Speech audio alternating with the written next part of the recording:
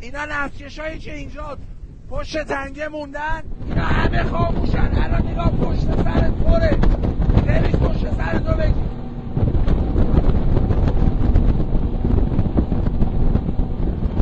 اون دودو میبینی؟ اون دودو بگیر، اون دودو بگیر. اون یکی از اون نفتکشاییه که سپاه زده. اون یکی از نفتکشاییه که سپاه زده. میبینی؟ اینجا الان تنگه هرمزه. این کشتی‌های خارجی که اینجا پارک شدن، اینا حق ندارن روشن بشن. اونجایی که میبینی اون 1 2 3 4 5 اینا کشتی‌های خارجی هستن که خاموش کردن، وایسادن اونجا. به محض اینکه روشن کنن سپاه با پهپاد میزنشون. یعنی به محض اینکه روشن میکنن تو رادار میان، یه چند 10 متر جابجا میشن، سپاه با پهپاد میزنه. هشدار هم نمیده، همون اول میزنه. این تیکه که این وسط میبینی خالیه، هیچی نیست، اینجا همون نقطه‌ایه که به محض اینکه اون کشتی‌ها از اونجا حرکت کنن بیان به این سمت، اینجا سپاه میزنشون. گرفتی؟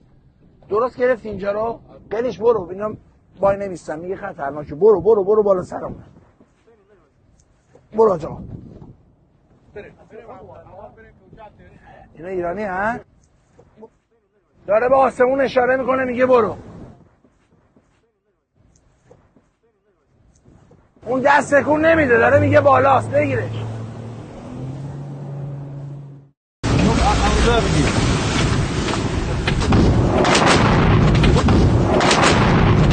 الله اکبر، الله اکبر.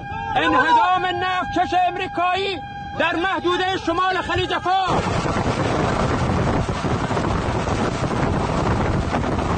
ماشاءالله.